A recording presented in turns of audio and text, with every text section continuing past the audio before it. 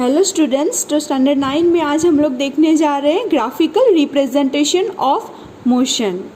तो जनरली जो ग्राफ है वो बहुत ही हेल्पफुल रहता है, जिससे कि बेसिक इन्फॉर्मेशन हमें तुरंत पता चल जाती है, एज वेल एज जो मतलब कि हमने ये क्रिकेट में भी देखा होगा, जो रन रेट है वो बार ग्राफ से दिखाते हैं, एज वेल एज आपने मैथमेटिक्स में भी पढ़ा होगा, जो स्ट्रेट लाइन ग्राफ है वो linear equation having a 2 variable, ये सॉल्व करने में बहुत ही हेल्पफुल रहता है।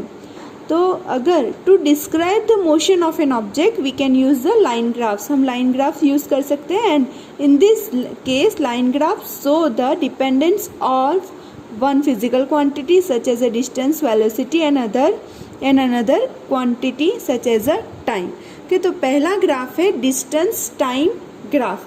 डिस्टेंस टाइम ग्राफ में 3 कंडीशन के जो ग्राफ है वो ड्रॉ कर सकते हैं। यूनिफॉर्म स्पीड पे अगर कोई ऑब्जेक्ट मूव कर रहा है, non uniform speed, as well as अगर वो रेस्ट पे है। तो हम यहाँ पे देखने वाले हैं यूनिफॉर्म स्पीड पे ऑब्जेक्ट मूव कर रहा है तब।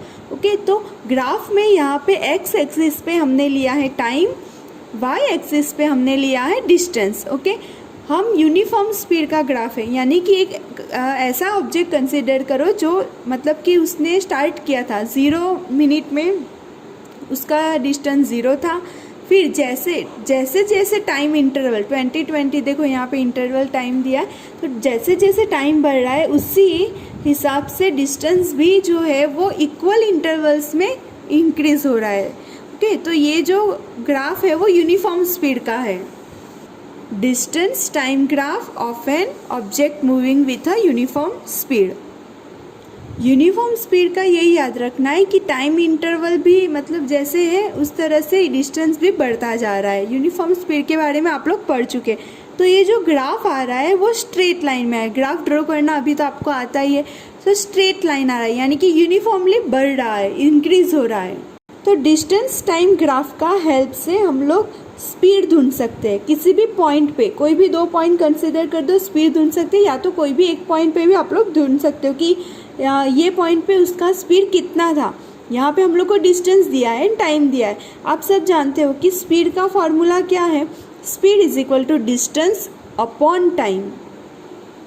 फॉर एग्जाम्पल, मुझे यहाँ ए एंड बी 2 पॉइंट मैंने लिए हैं। ये दोनों पॉइंट पे मुझे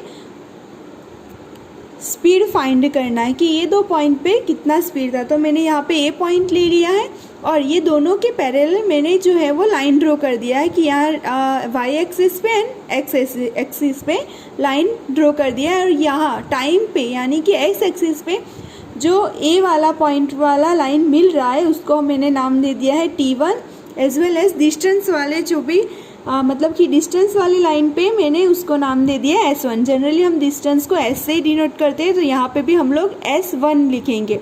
B, जो B पॉइंट है, B पॉइंट Y एक्सिस पे जहाँ पे ये लाइन मीट कर रही है मैंने नाम दे दिया है S2। और टाइम वाला पॉइंट पे जो लाइन मीट कर रही है उसको नाम दे दिया है मैंने T2। तो मुझे ये 2 पॉइंट के बीच में स्पीड कितना था वो फाइंड आउट करना है। तो speed is equal to distance divided by time. तो ये 2 पॉइंट पे, ओके, ये जो 2 पॉइंट है, ये 2 पॉइंट पे अगर हम बात करें डिस्टेंस कितना रहेगा, तो ये 2 पॉइंट यहाँ पे मीट कर रहे तो S2 माइनस S1। और ये 2 पॉइंट पे टाइम की बात करें तो T2 माइनस T1, ये टाइम उसका रहेगा। तो ये टाइम कैसे आए, तो आप देखो ये जो दोनों पैरेलल लाइन जो हमने ड्रॉ किया है, तो ये दोनों पैरेलल लाइन अगर हम यहाँ पे इस तरह से लाइन ड्रॉ करें तो ये पॉइंट पे मिल रही है। ओके, ये वाले पॉइंट पे, तो इसको हम बोलते हैं, इसको नाम दे दिया C। तो ये क्या बना, ट्राइंगल ABNC। तो ये जो AC है, ये AC क्या डिनोट करता है, टाइम। ओके, एंड ये जो BC है, BNC, तो ये क्या डिनोट करता है, distance. It means AC is equal to T2 minus T1 and BC is equal to S2 minus S1। ये जो यहाँ पे है वही यहाँ पे भी डिस्टेंस होगा कॉरस्पॉन्डिंग।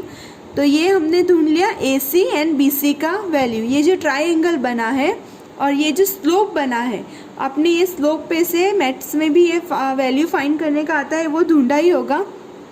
तो अभी हम लोग स्पीड उसका फाइंड करते हैं। Speed is equal to distance upon time. Distance हमने वाई एक्सिस पे लिया है एंड टाइम हमने एक्स एक्सिस पे लिया है। तो ये क्या रिप्रेजेंट करता है, पूरा स्लोप का वैल्यू। वाई एक्सिस पे डिस्टेंस कितना है, जैसे कि हमने यहाँ पे देखा distance is equal to B C. B C के बराबर है S2 माइनस S1 एंड ए सी जो है वो टाइम के बराबर यानी कि T2 माइनस T1। तो हम यहाँ पे लिख देंगे S2 माइनस S1 एंड T2 माइनस T1। तो ये क्या हुआ, स्पीड। हमने इसे, ये जो ग्राफ है उस पर इसे क्या ढूंढा, v is equal to S2 माइनस S1 एंड T2 माइनस T1।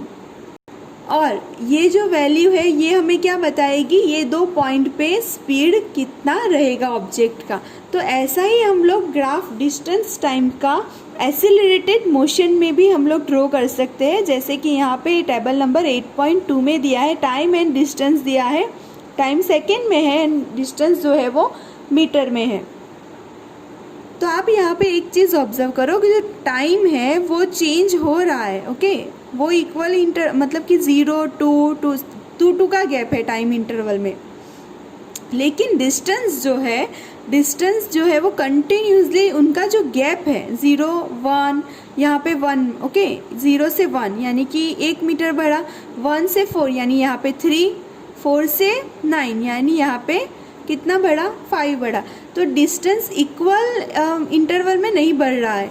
तो उसका जो ग्राफ प्लॉट करेंगे तो वो इस तरह का आएगा, देखो इस तरह का आता है, यानी कि स्ट्रेट लाइन नहीं आता है उसका जो ग्राफ है वो। मतलब कि उसका जो स्पीड बढ़ रहा है वो नॉन यूनिफॉर्म स्पीड है, कंटिन्यूसली एक ही जैसा नहीं बढ़ रहा है, दिस इज नॉन यूनिफॉर्म।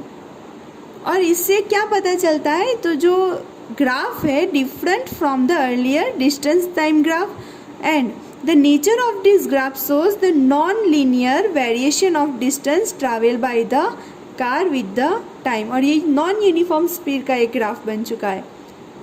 अभी नॉन यूनिफॉर्म का स्पीड का मतलब इस तरह का कोई ऑब्जेक्ट ट्रैवल कर रहा है तो ऐसा नहीं कि ऐसा ही शेप बनेगा, अलग अलग शेप भी बन सकता है। जैसे कि कई उसका स्पीड पहले बहुत मतलब कंटिन्यूस इंक्रीज हो रहा है, फिर डिक्रीज भी हो सकता है। तो ये इस तरह का होता है, ऐसा नहीं कि यही शेप होता है।